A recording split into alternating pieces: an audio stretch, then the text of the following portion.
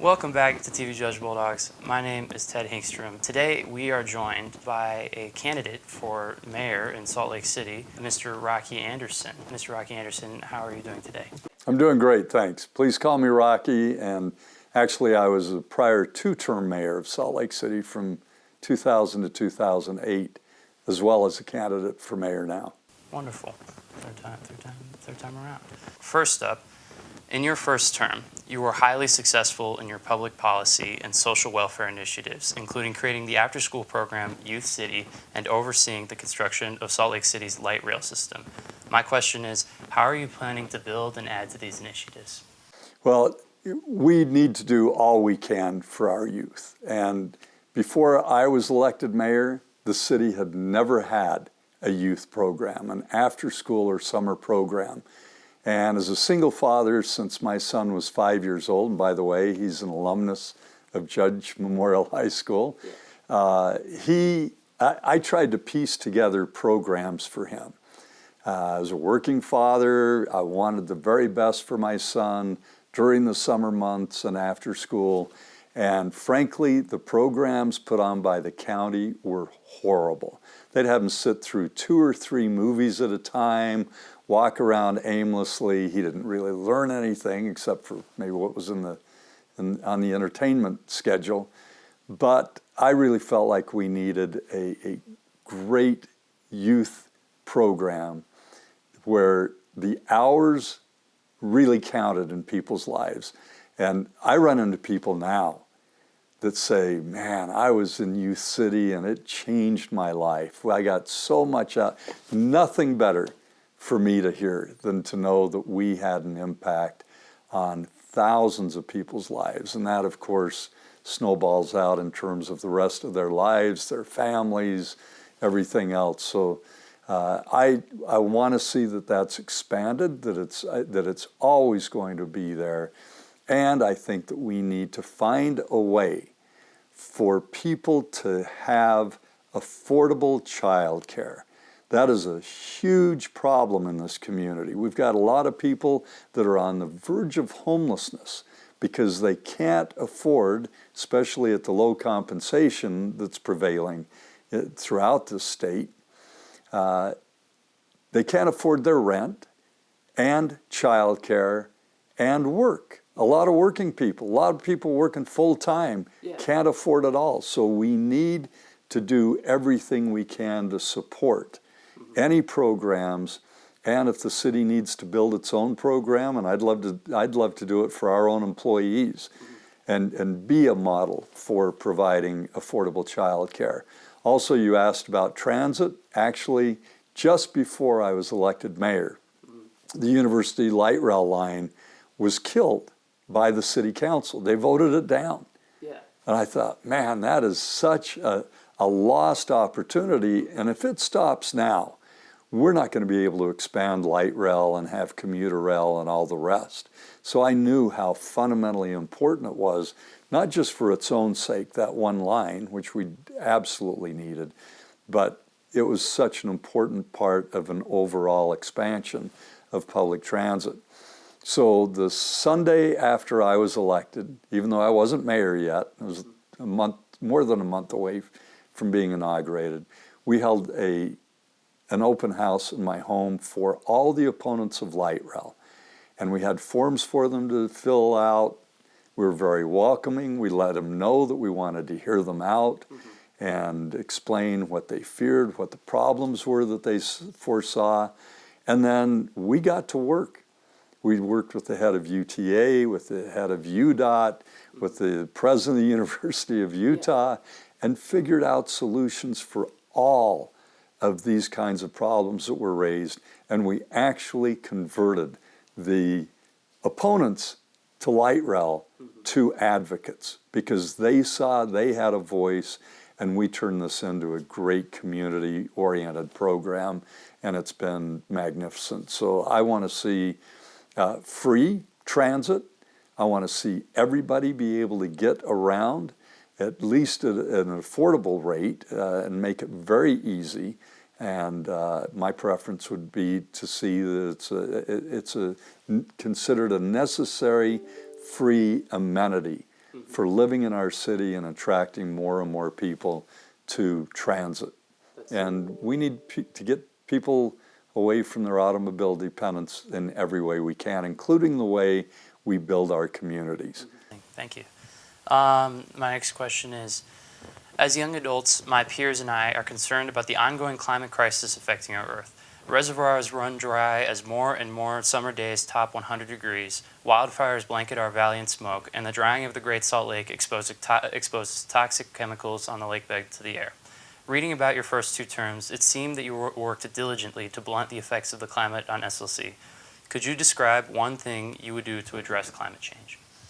Yes, well, first of all, we looked at it as a global issue. If the climate's going to change, it's going to change for all of us. And I don't like the term climate change because I think it's way too innocuous for being the existential threat it is. It's kind of like calling the bomb on Hiroshima ground warming. I mean, people go to Hawaii for climate change. So it is an absolute existential crisis that we're facing. And I've been saying it for years. We're handing off to later generations a horrible situation, a far less habitable Earth. And we won the World Leadership Award in London for our environmental programs when I was mayor. I also was awarded by the EPA its Climate Protection Award. So what I would do is, as we did when I was mayor before, work with others, like I worked with Robert Redford and an international organization, and bring in mayors from cities from all over the country. We did this 3 years in a row so they could learn the science of climate, what is happening, how to communicate to their constituents about it, because if we don't have public support, we're never going to see a change in major policies, and then adopt best practices. And we showed as an example of what cities could do, we reduced in 3 years 31% of greenhouse gas emissions in our city operations. Now that's pretty amazing. And part of the reason that we were so gung-ho about this was not just to do our part, but to provide an example for cities around the rest of the world. And I presented in Australia, in Sweden, in New Delhi, India, all around the world and around the United States to mayors and others, including China, by the way. They invited me to China to show them how they can reduce greenhouse gas emissions, because we're all in this together globally. And this was while you were mayor the last time. I did that as mayor, and then actually I continued doing a lot of that work after I was mayor. Some of my peers have expressed a concern about systemic racism that exists in our police force. How will you work towards creating more equity in our community? When I was mayor before, I put in place a policy that hasn't been continued, where every officer at every stop notes the perceived race or ethnic origin of the person stopped, so we could see. And it was always right in front of our officers. They knew that they would be monitored. They knew that we would be keeping track of whether they were engaged in any kind of racial profiling. But it's worse than profiling in our police department, I think. There was a black man who was in total compliance with what a canine officer told him to do. He did everything right. And that officer still sicked his police dog on him, ripping away at his leg. And there are complaints against the police department arising out of this, and there's also a criminal action pending. But the complaints that have been lodged with the police department have been sitting there for over 3 years without any action being taken by our police chief. There was a black man, Ryan Outlaw, who was dying of a stab wound on the floor of an elevator. 2 police officers came. It was about more than 23 minutes after the call first went in. Here he's dying, he's bleeding out on the floor of an elevator. The two police officers get there and they sit there and talk to him. They're standing over him. They do nothing to pull him out of the elevator. They do nothing to get down and apply pressure, which you and I both know. You don't have to be a Boy Scout to know that you apply pressure and maybe raise the legs of a person who's suffering a bad bleeding wound. And they sat there for over 8 minutes and never touched this man who died 2 hours later. Even when his girlfriend, who as it turned out was the stabber, but she was still very concerned about her boyfriend's well-being and said, "What, you're not going to do anything for him?" And they said, "What do you want us to do? Medical's on the way," meaning an ambulance is on the way. And as first responders who are trained in first aid, both in their initial training and renewed every single year, they did nothing. And our mayor and our chief of police have both said they support those two officers for doing nothing. And you know what our mayor said? She sounded like the chief of the school police in Uvalde, who wouldn't let people go in while there was a shooter in there killing children. She said in a televised interview, it's still available on YouTube, she said, when the reporter asked, "Wouldn't you prefer that your first responders exercise their first aid training and help those who are in dire need?" And she said, "I would prefer that they keep themselves safe because that's their job." I think that is pathetic. The job of our first responders is to protect all of us in this community, and those two officers who stood and watched this man bleeding out may well have caused his death, and they certainly had a responsibility. And I guess if you could answer, what policy changes would you make for policing? Well, first of all, I would change the leadership in the police department. I would bring in a new chief of police who's actually going to show leadership, allow the police to do their jobs, but also in terms of discipline to show equity, not treat some people differently through the discipline process. And strangely enough, our law provides that, well, our Constitution provides for negative protections. That is, that government cannot do certain things to us or in connection with us.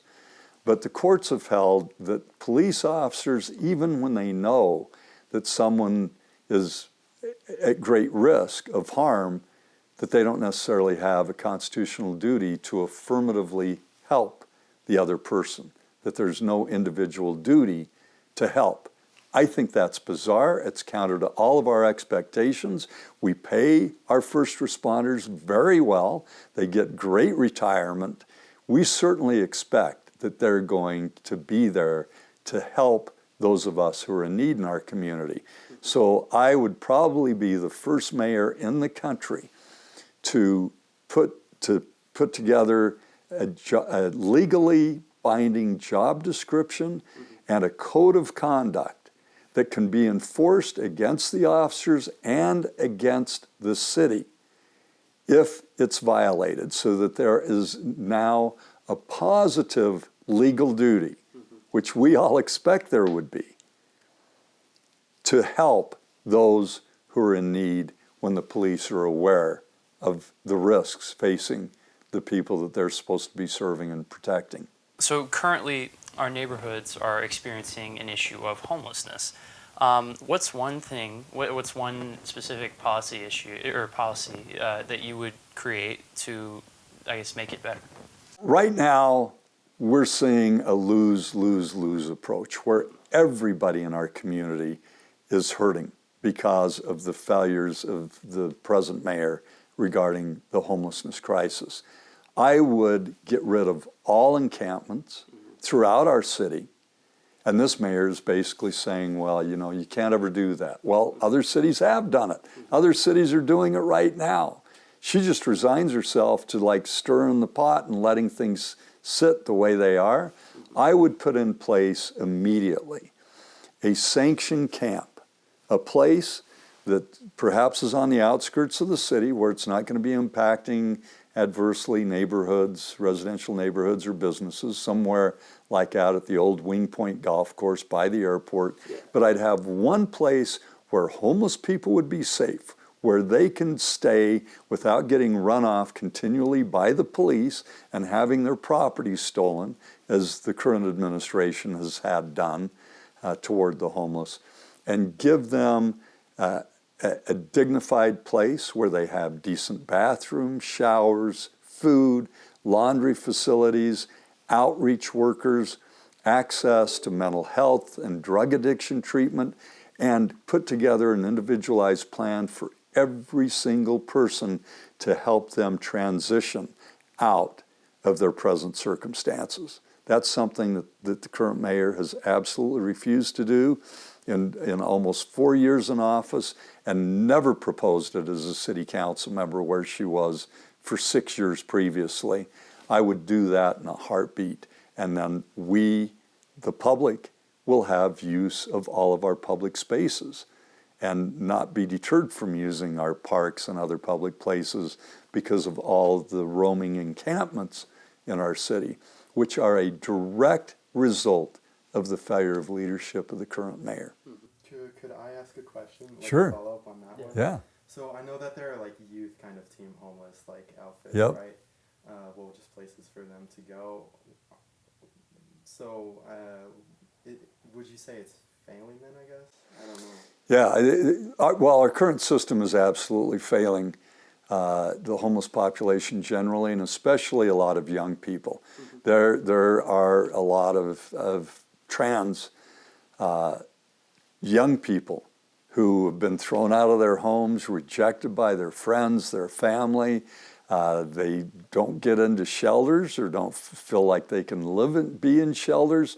They're kind of left all alone, and we've got to watch out, and we've got to find a supportive environment for every young person that's on our street and start, again, developing a plan to help transition them out, because the longer that you're homeless, the harder it is to get you out of that. And the more likely you are to start doing drugs, engaging in other antisocial activity, the sooner that we can get people out of homelessness, the better for everybody, the better for businesses, the better for families and other residents in our city, and certainly the better for those in our homeless population. In the upcoming election, I'm going to be a first-time voter, and so are a lot of my peers.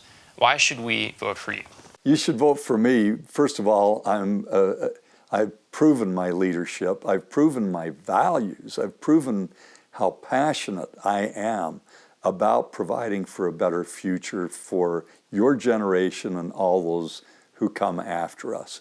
I've done that in terms of our award-winning environmental programs. We were considered the greenest city in the country by a lot of places. I was asked to present all around the world because people were in awe of what we had accomplished in Salt Lake City. That kind of leadership has just disappeared in Salt Lake City. Also our youth programs, our transit programs, and trying to get away from the building of this architecturally hideous, unaffordable housing that we have. Young people now are not going to be able to afford to live in Salt Lake City if we don't turn this around. I would take a very different approach than what this city and most cities around this country have been doing. But I would model our approach after what's being done in a lot of European cities, especially somewhere like Vienna, where the city builds the housing.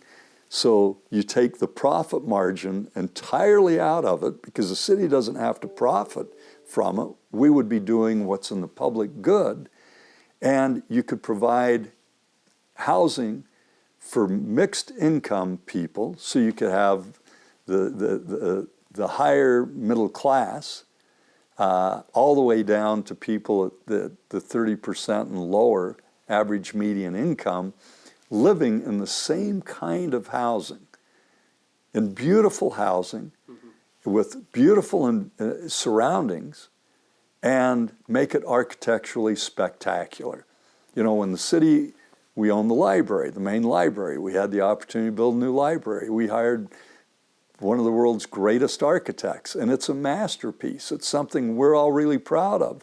Nobody can be proud of the architecture of most of these hideous, unaffordable apartments that are springing up all over our city. I think the city has taken absolutely the wrong approach.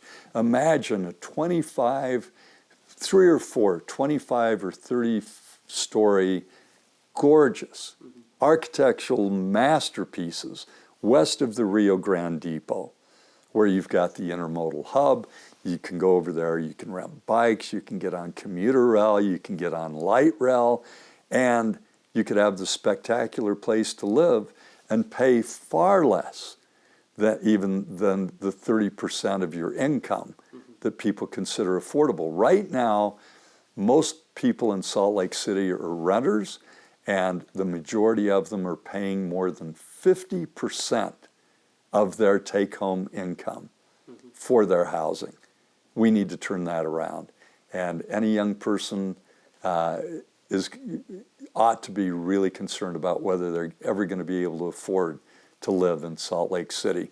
I'll make certain that happens. Okay. Thank you for tuning in, Bulldog. This has been our interview with candidate Rocky, or two-time former mayor Rocky. Thank you so much. Thank you.